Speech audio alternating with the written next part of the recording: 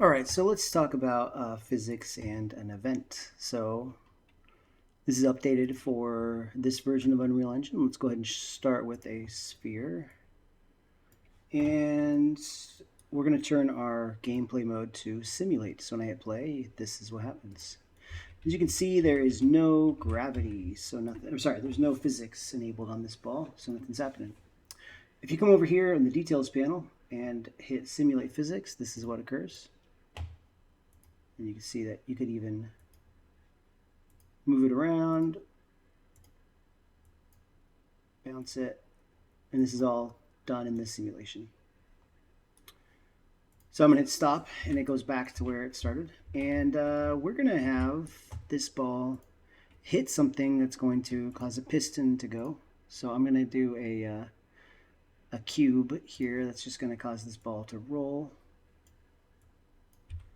And I'm just going to resize it. I'm not too worried about materials for this one. And we'll stick this up here and make our ramp a little bit wider. All right, and to get it to land right on there. So when I hit play, this occurs. Boom. So let's say that we want a piston to do something. I don't know exactly what, but I'm going to go ahead and just do a basic shape that it's going to hit a target of some sort. So let's go ahead and make that.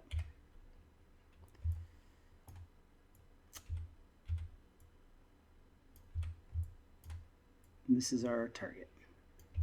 When this hits this target, something is going to occur. So let's see if it's going to hit.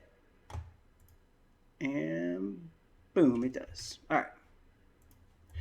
So let me adjust my lighting a little bit so we can kind of see this a little bit easier.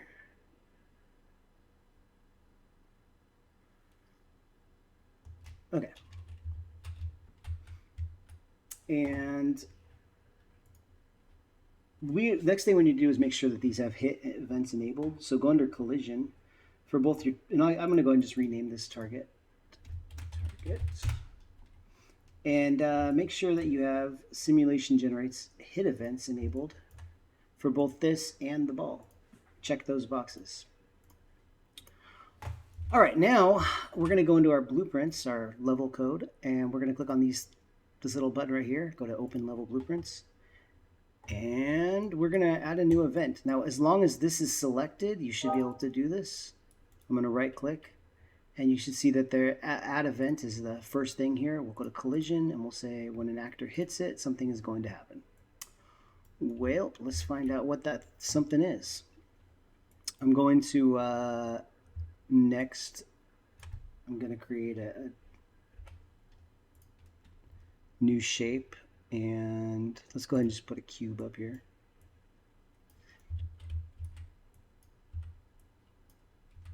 And on top of this cube, we're going to have a piston and another ramp.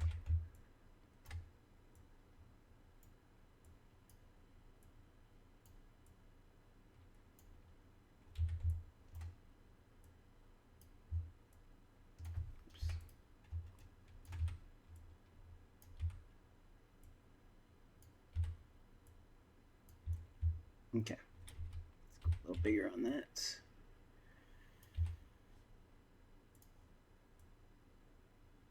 Notice I'm using local scaling on that so that it moves with the object instead of with the world. Okay, so now up here we're going to put a cylinder.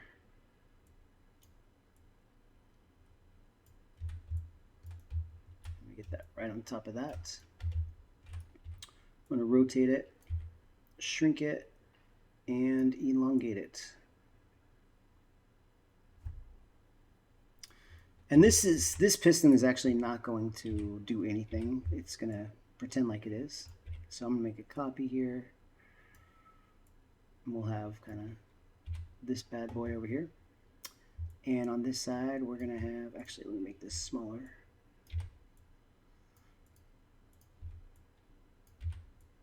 And on this side, we're going to have this thing.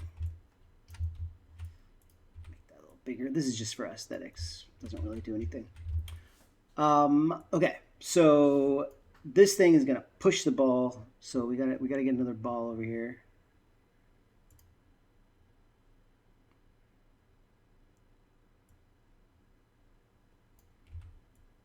Oops.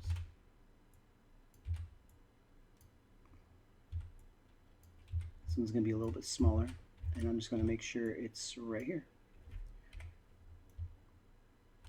And when I hit play, nothing happens. Let's make sure that physics is enabled here.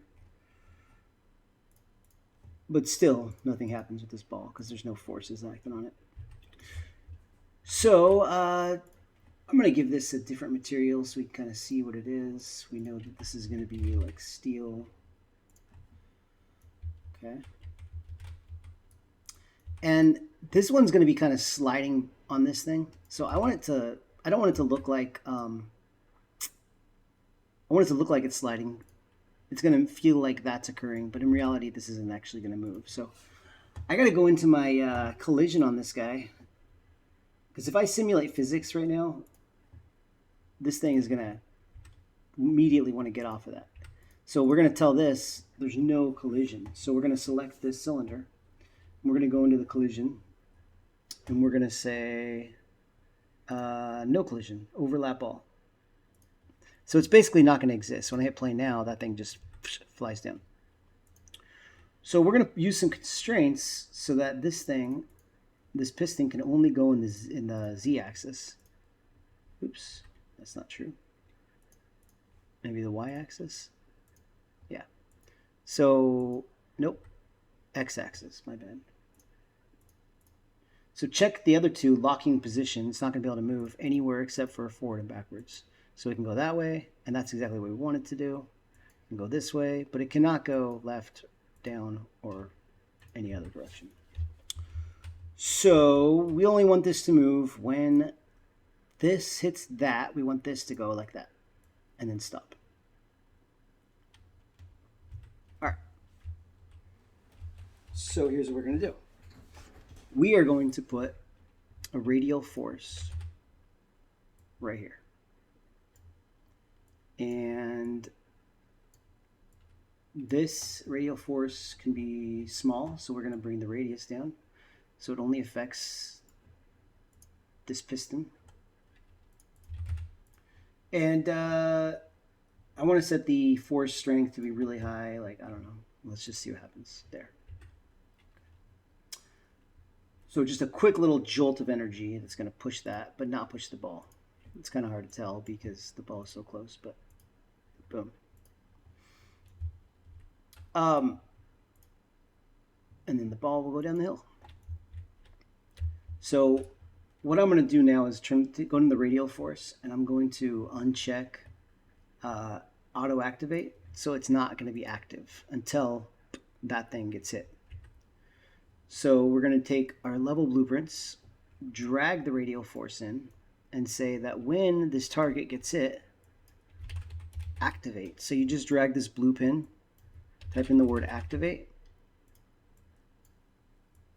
and voila. So what should happen is as soon as that gets hit, it'll activate the force component. And let's see what happens. Boom. Okay. Let's get a little bit more oomph here. Let's push that a little closer. And then I only want this to stay active very briefly. I don't want it to keep pushing that piston. So I'm just going to say delay for maybe 0.01 seconds. And then I'm going to deactivate this. So deactivate. Again, I just dragged this blue pin out and then let go. And then just type in deactivate. Connect this white one to that one. So make sure the white one goes activate, delay, deactivate.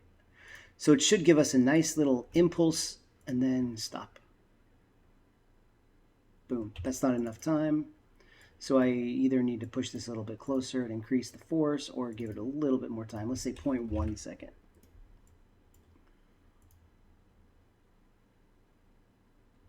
Okay. And then this thing is just going to keep moving because it doesn't have enough friction. So I'm going to go into this thing right here now, whatever that is. And I'm going to go into the details panel and go into the physics side of things. And let's set some linear dampening. Let's increase that really, really high. So it's going to have a lot of friction. It's going to want to stop. No, that's too much. Let's try, I don't know, let's try like 100. Boom, still too much. Okay, let's go to 1. Boom, there. Okay, let's go a little higher. Let's try 10. We just want a little bump. Boop. Perfect. So now this looks like it's a piston that kind of moves out, and then we have a whole different set of events. So the long and short of it is, this is a lot of work, and but once you kind of get used to it, it starts to become more and more intuitive. The ball rolls. As soon as it's about to hit that, let's look at our code. And we can set the debug object to this so we can see it run. And we hit play, and boom, the code just ran. It activated the force component, delayed for 1.1 seconds, and deactivated it. And because we had the linear dampening on this so high, it stopped. Now, speaking of linear dampening, if you turn the radial dampening or the linear dampening, if you play with those, right now the angular dampening is at 0. If I set that to like a negative number, this ball is going to just progressively pick up speed. So let's watch.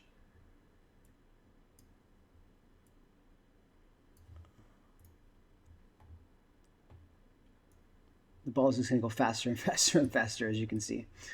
It gets a little crazy. I think did I even crash the game? So you can play with these things, but just, be careful. Make little nudges to them rather than... and the angular dampening is like how much it's going to spin. So I think that when I do that, it's just going to spin faster and faster and faster. So again, it's going to still pick up speed.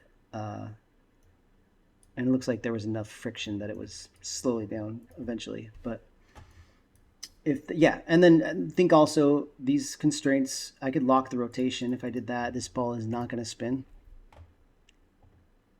So it's not really going to move because there's too much friction. Or I could lock the position so that this ball only has one direction it can go, which is forward, and it will not be able to roll down the cliff. If I combine that with linear dampening of negative, this thing's going to shoot like a bullet. And there it goes. It will accelerate faster and faster and faster. So you never really want to put that at negative unless you wanted to hit something and break it, and that might look cool. So this might be a cool way to experiment with some coding. That's fairly simple. And again, just make sure the hit event is applied to both of these. Otherwise, it's not going to work.